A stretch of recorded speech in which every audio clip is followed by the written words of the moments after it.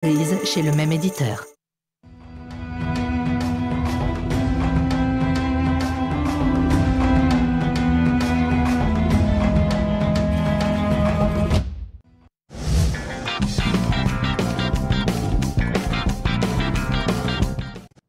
Nous voici dans la troisième partie de ce manga sur les coups de cœur avec nos équipes qui ont lu, vu ou mangé, tout simplement, comme juste après. Qui ont bu. Des animés ou des mangas cette semaine ou au cours de leur vie et qui vont vous les faire partager.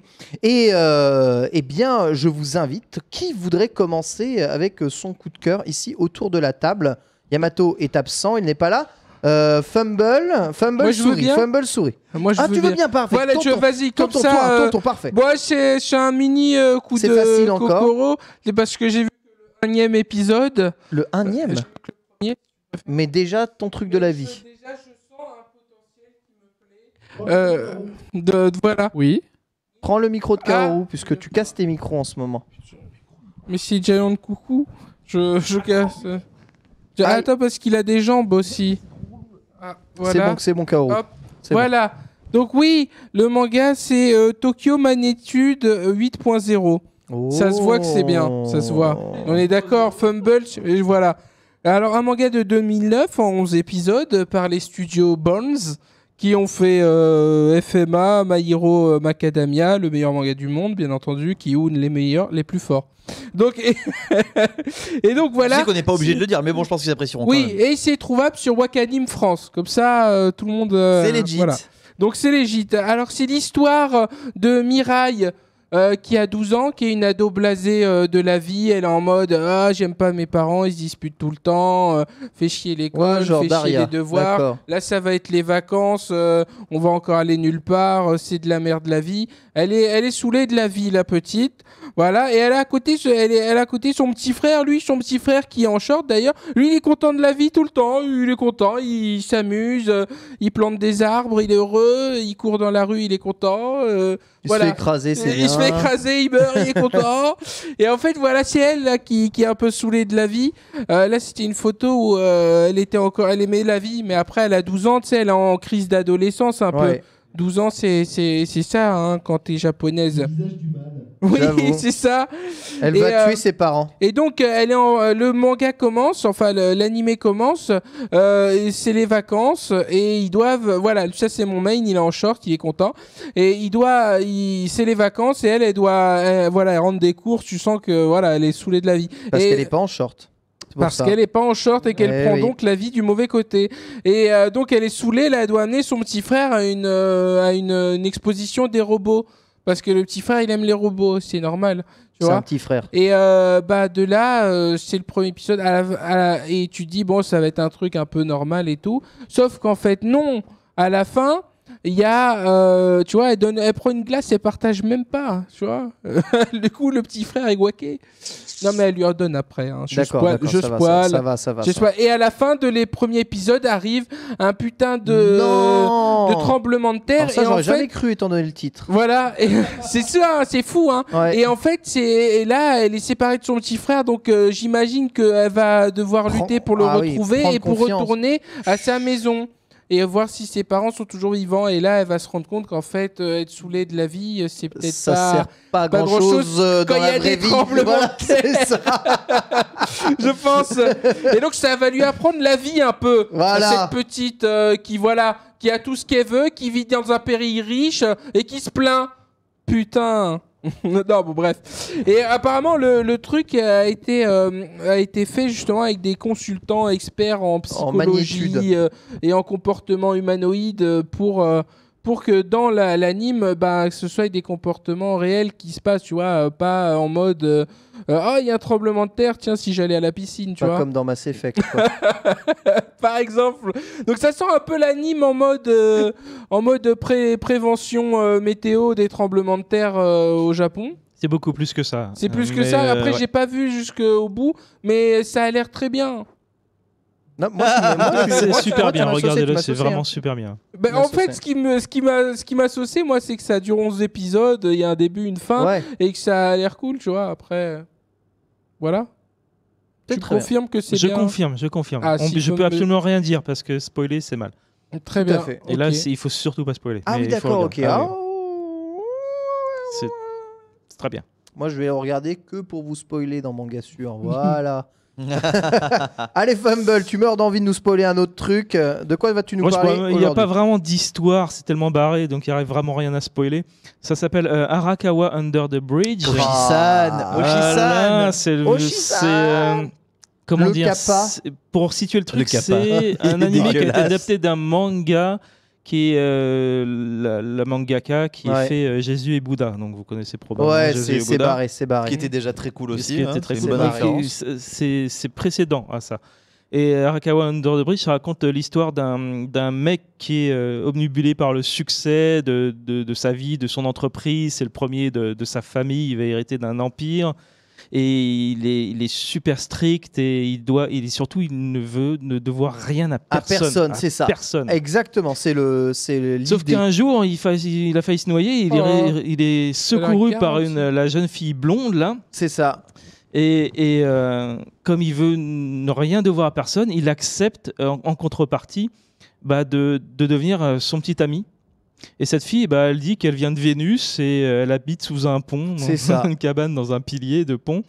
Et il va devoir vivre avec elle et rencontrer un peu tout ce petit peuple qui vit sur cette berge de trucs. Donc tu as un mec qui se prend pour un kappa, tu as un mec qui a un masque d'étoiles et qui fait de la guitare. Le mec en rouge, moi c'est mon main. Il se balade non, c'est pas un caddie, il se balade à un truc qui fait des lignes. Tu sais, les lignes blanches. C'est ça, oui, je me souviens. Ouais. Partout. Ah, mais c'est t'as la fausse nonne qui c'est ça. T'as la fausse nonne qui est un mec armé jusqu'aux dents. T'as les enfants, le duo d'enfants qui ont les têtes des têtes de robots.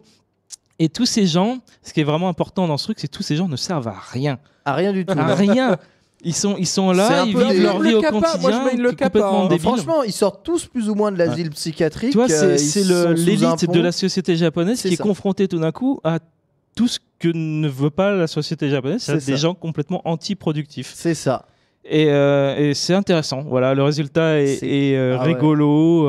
Ça a l'air garanti. C'est complètement débile, barré. Ça avance à rien. génial. Et surtout, il y a plein d'effets de visuels, de lumière, de tout qui sont un peu psychédéliques. Tu aussi, vois ouais. te retourne un peu la tête. Avec un chouette très générique et tout. Ouais. Alors par contre, c'est super dur à trouver. En DVD, c'est chaud quoi. Je sais pas trop où on le trouve à part importer des DVD anglais, donc avoir des sous-titres anglais. Et bon, c'est assez chaud. Il faut espérer que ça revienne au goût du jour à un moment. Toutes les vieilles séries. Vieux, ça date de quand? Ça date de quand? 2007, 2008? C'est avant 2010, ça c'est sûr. Ouais. L'âge d'or. L'âge d'or, c'est super dur de trouver l'âge d'or. Je les avais matés à cette époque-là. L'âge d'or. Je les avais matés à cette époque. Et d'ailleurs, il y avait juste pour conclure, parce qu'il y a un truc intéressant, c'est que Hikaru Nakamura, donc la mangaka, qu'on n'avait plus de nouvelles depuis un bon moment après Jésus et Bouddha, elle bosse sur un truc qui s'appelle Black Knight Parade. Alors normalement, c'est sorti, je sais pas, ça devait sortir le 2 novembre. Voilà, j'avais fait la news sur IGN France. IGN France, très bon site. Mais du coup, Laissez des j'ai pas commentaires. suivi depuis, donc je sais pas si c'est sorti ou pas. Donc il va falloir que je me replonge dedans et voir si c'est sorti.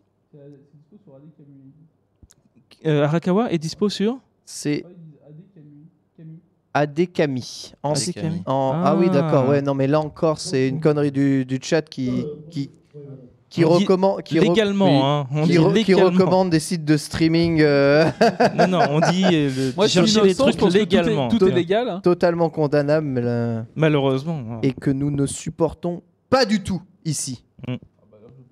Voilà. Jamais, vous entendez. Kaoru, puisque justement tu fais ton malin, tu nous as préparé C'est compliqué. un coup de cœur qui est vraiment, alors là, Un coup de cœur là, fou. coup de cœur Un coup de cœur quoi. absolu. En plus, c'est bien parce que c'est dans la thématique de viens, je te fais découvrir quelque chose par un manga. Ouais. Donc c'est un manga sur la plongée sous-marine. Et ouais, après la musculation, la Comme le cuisine, Grand Bleu. Pas comme le Grand Bleu, tu vois. On va dire il y a de la plongée sous-marine. Ça s'appelle Grand Blue. Donc déjà le titre c'est le Grand Bleu, hein, comme quoi.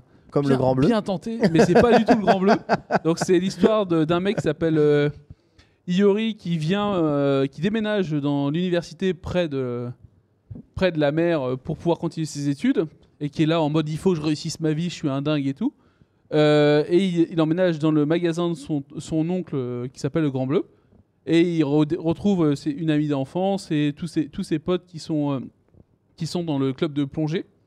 Donc pour explication, c'est voilà, ça tu vois, c'est la thématique, ça c'est la page 2 du manga. Je vous ai mis page 1, page 2, page 3 normalement. Ça a l'air de s'amuser à se montrer la bite là. Le principe, c'est exactement ça. Le principe, c'est que le mec, il est là pour réussir ses études parce que sinon il se fait atomiser par sa famille. Ouais, par sa daronne. Sauf que là, il y arrive pas, tu vois. Entre les mecs qui sont complètement à la masse, le fait qu'il ait peur de l'eau, qu'il sache pas nager, donc mais qui va faire de la plongée, donc tu vois déjà tu te dis il y a une couille.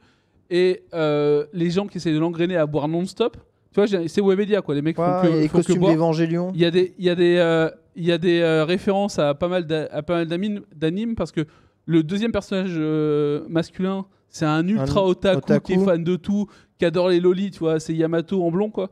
Et en gros après le truc qui est ouf, c'est que le mec, les deux, tu vois, ils se détestent, mais comme en gros c'est le seul moyen qu'ils se soutiennent contre l'adversité du manga, les mecs, il y a aucune situation logique. Même quand ils doivent faire un truc, tu vois, genre faire la cuisine, ça part en sucette direct. Ils font de la merde, d'accord. Et ça finit toujours en beuverie.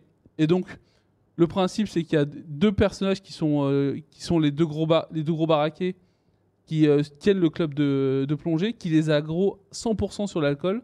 Non, mais ils boivent du jus d'orange. Voilà, mais bien. c'est que ça. C'est un peu le manga du vendredi soir chez Webedia.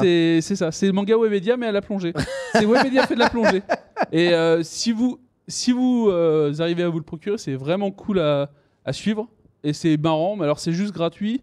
C'est full gratuit et c'est marrant. Voilà, c'est comme ça qu'il faut représenter, c'est bien dessiné. Il y a des boobs, important des boobs. Hein. Et il y a pas mal de... Je sais pas si Chazy les a passés, mais il y a pas mal d'éducation à la plongée, comme on avait fait sur le manga sur la musculation, qui t'explique des vrais conseils, comment remonter les paliers et tout. Donc c'est pas mal du tout, quoi. Comme dans Anus Beauté. Oui, il y a bien plein évidemment. de conseils aussi. Il y a plein de conseils beauté dans Anus Beauté. Bah, c'est ça, c'est pour ça que j'aime bien ce genre de truc. C'est ultra barré, mais ça t'apprend un truc sur une discipline où tu n'irais pas forcément, quoi. Très bien. Yamato, est-ce que tu veux y aller pour ton coup de cœur ? Ouais, bien sûr. Eh bien, moi, cette semaine, j'étais très content d'apprendre qu'ils allaient ressortir du Eureka 7 en 3 films au cinéma au Japon. Donc, je me suis dit que ce serait peut-être bien de reparler de cette série avec laquelle j'ai eu un rapport assez compliqué au début. Donc, Eureka 7, qui est une série de 50 épisodes, qui est sortie, je crois, en 2005. C'était encore en 4 tiers. L'âge d'or. C'était encore en 4 tiers. Pour toi, l'âge d'or, c'est 2000-2010. Hein, non, c'est tout le temps, en fait. C'est tout le temps, ça l'arrange. L'âge d'or, c'est quand ça l'arrange. C'est sorti en 2005, effectivement. Donc, c'était du 4 tiers. C'est disponible d'ailleurs sur Crunchyroll. Donc, c'est une série du studio Bones, qui est d'abord commencée comme série animée et qui se place en fait sur une planète terraformée parce que les humains en fait ont dû quitter leur planète vu qu'elle a été envahie par une espèce d'entité qui s'appelle le Scub Coral. Je me rappelle plus le titre en français. Bref, ça se passe des années dans le futur, je crois que c'est dans l'an 12 000 quelque chose. Et du coup, en fait, c'est l'histoire d'un gamin qui s'appelle Renton qui vit avec son grand-père dans une casse, une espèce de truc de réparation. Avec un méca de compagnie. Et qui passe son temps, en gros, dans le film, en fait, dans la série, en fait, ils peuvent surfer sur une espèce d'énergie qu'on trouve dans l'air. Ouais. Et du coup, son hobby, c'est de surfer et de lire, en fait, une revue Ray Out, qui est, en gros, une espèce de revue pirate faite par un équipage d'un vaisseau qui se proclame en fait être un état indépendant. En gros, il rêve de contre-culture pendant qu'il se fait chier comme un rat mort dans son trou paumé, jusqu'au jour où un robot en fait tombe sur leur garage. Et dedans en fait c'est une jeune fille qui le pilote, qui leur demande une réparation. Donc du coup il va l'aider à réparer son robot, puisque finalement en mécanicien il se débrouille bien. Et il va partir avec elle sur une espèce de parcours initiatique en fait, et rejoindre du coup ses idoles, le Gecko State. Et s'apercevoir qu'en fait la version romancée qu'il en avait via le magazine qu'ils éditent, en fait c'est pas exactement la même chose. Il va s'en prendre plein la gueule parce que il tombe amoureuse de l'héroïne qui s'appelle donc Eureka, sauf que elle en fait elle a je pense le potentiel émotionnel d'une éponge. Ah ouais, quand même. Parce que en fait elle a eu une enfance difficile, tout ça, et puis il y a plein de trucs autour d'elle. Wow. Et lui en fait il est vraiment insupportable, c'est à dire que pendant genre 15 à 20 épisodes t'as vraiment envie de le gifler. Mais genre vraiment, tu vois, Parce qu'il bave sur elle. Non, il est casse-couille en fait. Il braille, il est chiant. Tu vois, c'est Naruto mais en 100 fois pire en fait. Ah merde, putain. Tu vois, il est plein de bonnes intentions, mais il est chiant. Est-ce qu'il dit qu'il va devenir le meilleur Non, il peut pas vraiment être Hokage, tu vois, mais il évolue en fait, tu vois, et franchement, il mature et tout, et en fait, au fur et à mesure de la série, tu sens qu'il il change quoi, et il change en bien, et en fait, il y a pas mal de trucs géopolitiques, tout ça, il y a des robots et des bastons assez sympas, c'est la guerre, enfin, il y a plein de trucs intéressants de Eureka Seven, c'est très difficile de résumer, parce que finalement, ça va piocher un peu partout, mais en fait, l'histoire est vraiment chouette. Ça part un peu en truc métaphysique sur la fin, mais moi je trouve que c'est plutôt bien amené, c'est intéressant, la trame de fond est cool, l'univers est très cool, les robots aussi, puis finalement les relations de Renton avec tous les membres d'équipage et Eureka sont vraiment intéressants en fait. Les personnages d'ailleurs sont plutôt bien traités je trouve pour la plupart. Ouais. Et il y a 50 épisodes et c'est vrai que passer ces 15-20 premiers épisodes où tu t'énerves contre Renton, tu finis vraiment par t'attacher au personnage en fait. Et du coup ouais, il s'en prend plein la gueule par les autres membres de l'équipage parce qu'évidemment, comme il est chiant et que c'est un gamin. Et le pire, c'est qu'il y a des fois, tu vois, il râle et tout. Il a raison et se fait quand même défoncer parce que les mecs en face sont pas du tout des modèles non plus d'intégrité et tout. Et du coup, voilà, Eureka, moi j'ai vraiment kiffé. J'ai vraiment trouvé vachement sympa. J'étais un petit peu déçu par la deuxième série, Eureka 7 AO, qui finalement poussait le concept un peu trop loin au final. Mais voilà, la première série, Eureka 7, c'était vraiment un très très bon moment de science-fiction et franchement, je la recommande. Moi, j'ai vraiment bien kiffé. Très bien, merci beaucoup Yamato. Eureka 7, du coup, est trouvable un peu partout facilement, tu nous avais dit C'est sur Crunchyroll en streaming. Merci. Merci voilà. bien Yamato. Moi je vais vous parler d'un animé manga que vous a parlé un tout petit peu Kaoru aussi il y a quelques semaines. Il s'agit de Lovely Complex. Alors Lovely Complex, c'est un shoujo qui raconte l'histoire de deux jeunes gens, enfin un garçon et une fille qui sont des lycéens et qui se retrouvent avoir la particularité d'être soit trop grands, soit trop petits par rapport à leur univers. C'est l'histoire de ta vie. C'est un peu l'histoire de ma vie, voilà. Exactement. Donc c'est l'histoire de Risa Koizumi qui fait 1m70, sachant que la moyenne de taille des filles au Japon c'est quand même 1m56. Et de Atsushi Otani qui mesure 1m56, c'est-à-dire environ à peu près ma taille. Voilà, et qui vont créer un duo comique à l'école et qui sont appelés les comiques grands-petits. En gros, tu vois, tout le monde se moque un peu d'eux parce que c'est difficile quand t'es une meuf, t'es trop grande, tu vois, tu trouves pas les garçons te trouvent pas très kawaii puisque t'es grande. Mythique. Exactement, c'est ça. Le gamin, il est tout petit, mais tu vois, il a un peu, tu sais, c'est un petit ténu, un petit hargneux, tu vois. Et du coup, il a du mal aussi à frémiser au lycée, là où tu commences à vouloir frémiser. Et du coup, ils vont commencer à devenir copains. Et lors d'un été, dans un stage d'été qu'ils ont fait ensemble, ils vont tomber amoureux de deux personnes différentes. Donc, la fille va tomber amoureux d'un garçon, le garçon va tomber amoureux d'une fille. Et ils vont essayer de partager un peu leurs expériences, etc. Pour essayer de survivre, on va dire, aux railleries et aux moqueries de leurs camarades qui pointent leur complexe juste comme ça.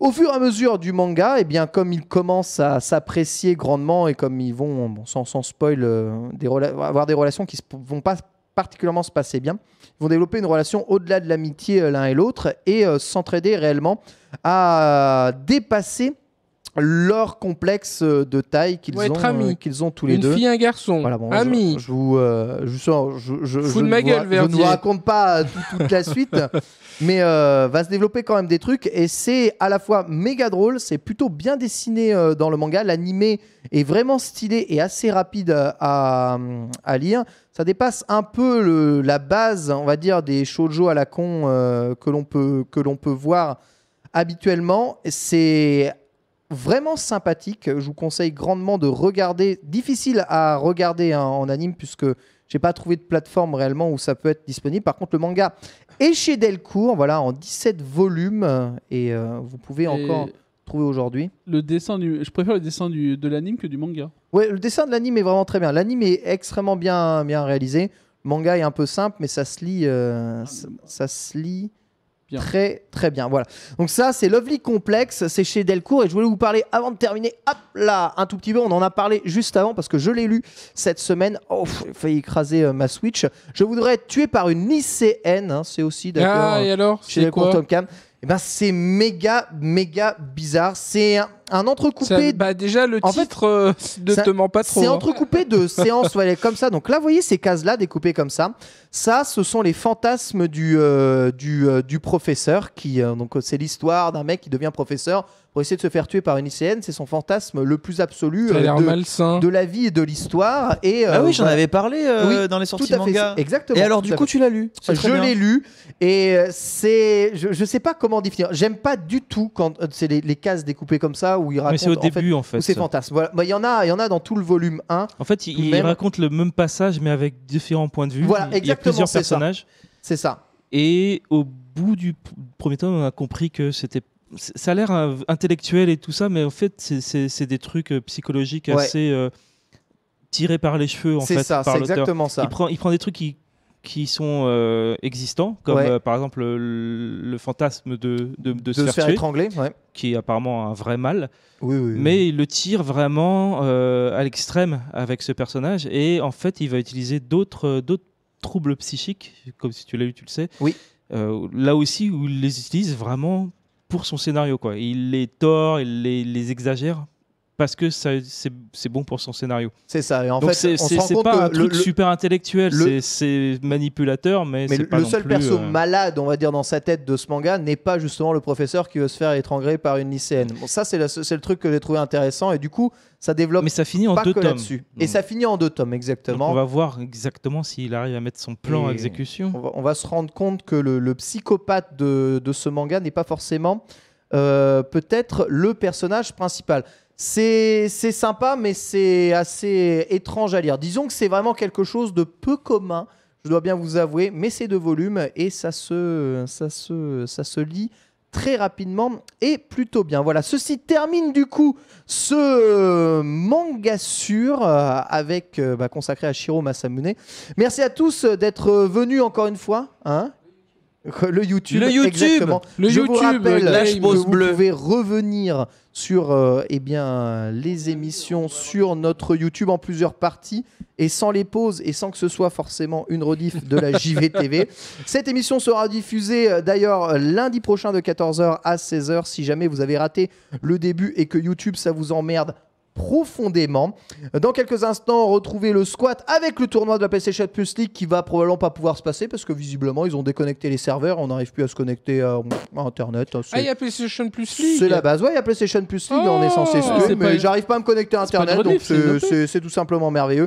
Merci Vumble, merci Yamato, Qui a merci piqué mon Ghost in Kaoru, the Shell merci Monsieur Merci Karaté, à vous, merci Verdier. à vous. On se retrouve Mon d'ici un Ghost in petit the quart Shell a d'heure. disparu. Rendez la Ghost in the Shell à Fumble. Tu as piqué l'OST de Ghost in the Shell Non. Non, il a l'OST, mais le DVD, le Blu-ray a disparu. Ah, bah disparu non, il est là. mystérieusement. Le Blu-ray Il est par là. terre, il a essayé de l'e-liver, mais Mais tu non, as bien vu. tout de Ah, suite. je vous surveille surveille. en famille ce Ouais. soir. Tu- Vous surveille, vous Mais surveille. non, mais c'est bon, j'ai Netflix, les gars. Tu as Calmez-vous. Ah, mais tu tellement, trouveras pas tellement cette bien vu. version sur Netflix. Voilà, merci beaucoup d'avoir suivi ce manga sur et à tout de suite pour Allez, le squat. bonne mort en poule. C'est ça. Je vais tous les tuer. Bisous. Bisous.